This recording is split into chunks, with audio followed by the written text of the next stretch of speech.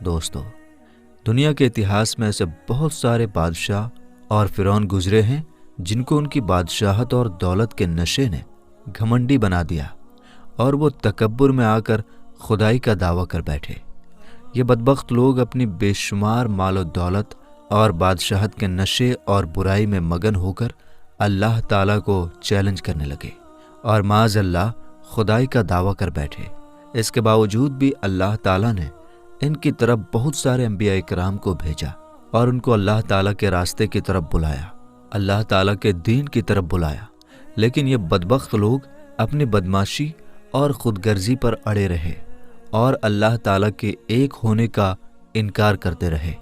پھر جب یہ لوگ سمجھنے کے لائق نہ رہے تو اللہ تعالیٰ نے ان بدبخت لوگوں کو عبرت کا نشان بنایا اور ان لوگوں کو تباہ و برباد کر کے رکھ دیا اور ان لوگوں کے نام و نشان کو دنیا سے مٹا دیا۔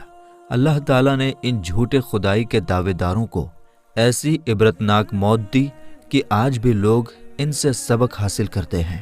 میرے دوستو، خدائی کا دعویٰ کرنے والے بدبختوں میں سے ایک بدبخت شداد بھی تھا جس نے اللہ تعالیٰ کو چیلنج کیا اور سرکش اور نافرمان ہو گیا۔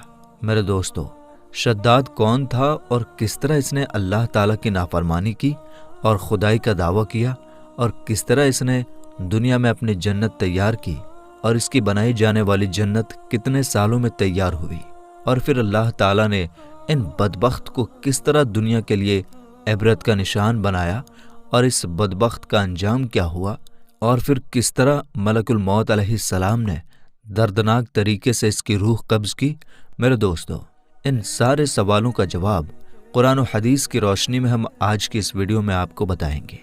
دوستو، شداد اس قوم کی نسل میں سے تھا جو دنیا کی سب سے طاقتور قوم تھی، جس کو قوم عاد کہا جاتا ہے۔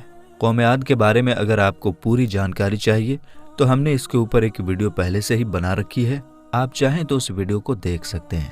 ہاں تو دوستو، شداد اس قوم کی نسل میں سے تھا جو پوری دنیا کی سب سے طاقتور قوم تھی، جس کو قوم عاد کہا جاتا ہے۔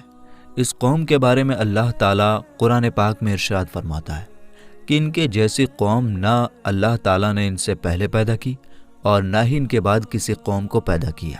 قوم عاد احقاف نامی جگہ پر آباد تھی۔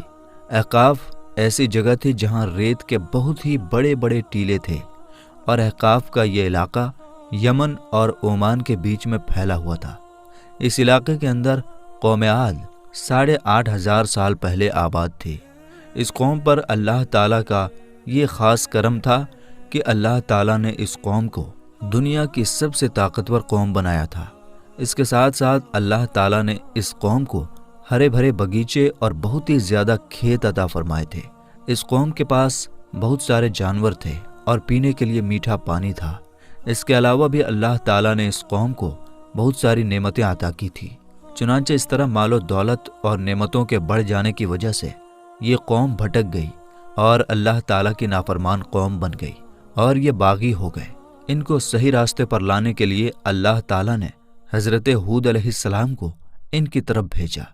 حضرت ہود علیہ السلام اس قوم کو اللہ تعالیٰ کے حکم سے اللہ تعالیٰ کا حکم سمجھانے لگے اور اللہ تعالیٰ کے دین کی طرف بلانے لگے، لیکن یہ قوم اپنے کفر و شرک پر اڑی رہی اور حضرت ہود علیہ السلام کا مذاق اڑانے لگی۔ شداد جو کہ اسی قوم کی نسل میں سے تھا، وہ اس قوم کا بادشاہ تھا اور یہ 2 بھائی تھے۔ روایت میں آتا ہے کہ ایک کا نام شداد تھا اور ایک کا نام شدید تھا۔ شدید پہلے بادشاہ بنا اور وہ مر گیا۔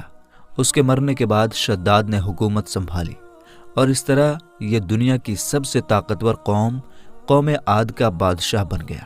میرے دوستو، شداد ایک لمبے چوڑے ملک کا بادشاہ تھا۔ شداد کی یہ بادشاہت یمن سے لے کر عراق تک اور کچھ روایت کے مطابق ایران تک پھیلی ہوئی تھی۔ شداد نے اپنی طاقت کے زور سے بڑے بڑے بادشاہوں کو اپنے نیچے کر لیا تھا۔ چنانچہ اس بدبخت کو حضرت ہود علیہ السلام نے سمجھانے کی بہت کوشش کی، لیکن اس کا دل بند تھا۔ چنانچہ جب حضرت ہود علیہ السلام نے شداد کو اللہ تعالیٰ کے راستے کی طرف بلایا اور ایک خدا کی عبادت کرنے کا حکم دیا، تو اس وقت شداد اور حضرت ہود علیہ السلام کے بیچ ایک زبردست بحث ہوئی، جس کے نتیجے میں شداد نے حضرت ہود علیہ السلام سے پوچھا کہ اگر میں اللہ تعالیٰ پر ایمان لے آؤں تو مجھے کیا ملے گا؟ تو اس وقت حضرت ہود علیہ السلام نے شداد سے فرمایا کہ تم پر جنت حلال ہو جائے گی۔ جنت کا نام سنتے ہی شداد حضرت ہود علیہ السلام سے پوچھنے لگا کہ یہ جنت کیا ہے؟ تو حضرت ہود علیہ السلام نے شداد کو جنت کا نقشہ بتایا اور جنت کی نعمتوں کے بارے میں شداد کو بتایا۔ حضرت ہود علیہ السلام کی بات سن کر شداد مسکرانے لگا اور حضرت ہود علیہ السلام کو دیکھ کر کہنے لگا کہ یہ کون سی بڑی بات ہے، ایسی جنت تو میں بھی تیار کر سکتا ہوں۔ حضرت ہود علیہ السلام نے شداد کو اس کے اس کفر و شرک سے روکنے کی بہت کوشش کی، لیکن یہ بدبخت نہ رکا۔ چنانچہ اس وقت شداد نے اپنی حکومت کے بہت بڑے بڑے کاریگروں کو جمع کیا اور احقاف میں ارم کی جگہ پر 20 کوس لمبی اور چوڑی جنت بنانے کا کام شروع کروا دیا۔ چنانچہ شداد کے پر بہت بڑے بڑے کھمبے کھڑے کر دیے گئے اور ان بڑے بڑے کھمبوں پر بڑی بڑی سونے اور چاندی کی محلیں بنا دی گئیں۔ شداد نے یہ فیصلہ کیا تھا کہ جب تک اس کی بنائی جانے والی جنت تیار نہ ہوگی اس وقت تک وہ اپنے جنت کے اندر قدم نہیں رکھے گا۔ چنانچہ شداد کے حکم کے مطابق جنت تیار ہونے لگی اور شداد اپنے محل کے اندر بے صبری کے ساتھ جنت کا کام پورا ہونے کا انتظار کرنے لگا۔ شداد کی اس جنت کو تیار ہونے میں 12 سال لگے۔ 12 سال کے اندر جب یہ جنت پوری طرح تیار ہو گئی اور اس کو طرح طرح کے ہیرے جواہرات سے سجا دیا گیا اور طرح طرح کی خوبصورتی سے سجا دیا گیا، تو اس وقت شداد کو اس کی جنت کے تیار ہونے کی خبر پہنچا دی گئی۔ چنانچہ شداد جنت کے تیار ہونے کا پیغام سنتے ہی بہت خوش ہوا اور شداد اپنی جنت کو دیکھنے کے لیے اپنی فوج کو ساتھ لے کر جنت کی طرف نکل پڑا۔ چنانچہ شداد ابھی جنت کے دروازے پر پہنچا ہی تھا کہ اس نے اپنے سامنے ایک شخص کو کھڑا دیکھا۔ شداد اس شخص کو دیکھتے ہی پہچان گیا اور اپنے فوجیوں سے کہنے لگا کہ یہ شخص مجھے جنت میں جانے نہیں دے گا۔ تو اس وقت شداد کے فوجیوں نے شداد سے پوچھا کہ یہ شخص کون ہے اور یہ جنت میں کیوں نہیں جانے دے گا؟ تو اس وقت شداد نے اپنے فوجیوں سے کہا کہ یہ ملک الموت علیہ السلام ہیں جو کہ میری روح قبض کرنے کے لیے آئے ہیں اور یہ مجھے جنت میں جانے نہیں دیں گے۔ اس وقت شداد بدبخت ملک الموت علیہ السلام سے کہنے لگا کہ مجھے صرف اپنی جنت میں قدم رکھنے کی مہلت دے دی جائے، لیکن اللہ تعالیٰ کی طرف سے بھیجے ہوئے فرشتے نے جواب دیا کہ مجھے اللہ تعالیٰ کی طرف سے حکم ہے کہ میں تجھے تمہاری جنت کے اندر قدم نہ رکھنے دوں۔ شداد ملک الموت علیہ السلام کے سامنے بہت رویا اور گڑ گڑایا، لیکن ملک الموت علیہ السلام نے اللہ تعالیٰ کے حکم کو پورا کرتے ہوئے شداد کی روح قبض کر لی۔ چنانچہ شداد کی موت کے بعد حضرت جبرائیل علیہ السلام نے ایک زوردار چیخ ماری اور شداد کے بنائے ہوئی ساری جنت زمین کے اندر دھنس گئی اور غائب ہو گئی۔ شداد کی اس عبرتناک موت کے بعد حضرت ہود علیہ السلام نے قوم عاد کو بہت بار سمجھایا، لیکن قوم عاد باز نہ آئی۔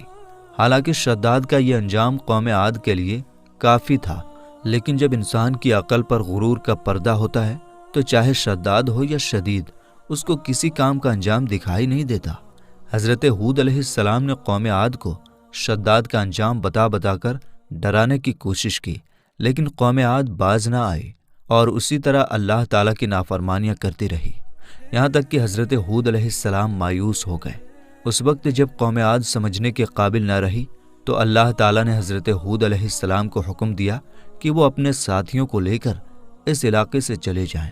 اللہ تعالیٰ کا حکم پاتے ہی حضرت ہود علیہ السلام نے اس وقت آخری مرتبہ اپنی قوم کو سمجھانے کی کوشش کی، لیکن وہ لوگ پھر بھی باز نہ آئے تو حضرت ہود علیہ السلام اپنے ساتھیوں کو لے کر اس علاقے سے نکل گئے۔ چنانچہ ان کے جانے کے بعد اللہ تعالیٰ نے قوم عاد پر خوفناک آندھیوں کا عذاب بھیج دیا۔ اللہ تعالیٰ کی طرف سے آنے والی وہ خوفناک آندھیاں اور طوفان 7 راتیں اور 8 دن تک چلتی رہیں، یہاں تک کہ وہ پوری قوم اپنے اونچے اونچے کھمبوں اور سونے اور چاندی کی محلوں سمیت زمین کے اندر دھنسا دیے گئے اور ڈبا دیے گئے۔ اور اللہ تعالیٰ نے اس قوم پر اس طرح دردناک عذاب نازل فرمایا کہ اس قوم کا نام و نشان تک نہ رہا۔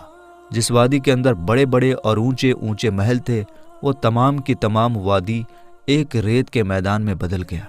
قوم عاد کے اس علاقے کو اللہ تعالیٰ نے اس طرح زمین کے اندر دھنسا دیا کہ وہاں پر صرف اور صرف ریت کے ٹیلے باقی بچے اور کسی بھی چیز کا نام و نشان نہ بچا۔ میرے دوستو، اس طرح اللہ تعالیٰ نے شداد اور اس کی قوم کا عبرتناک انجام کیا۔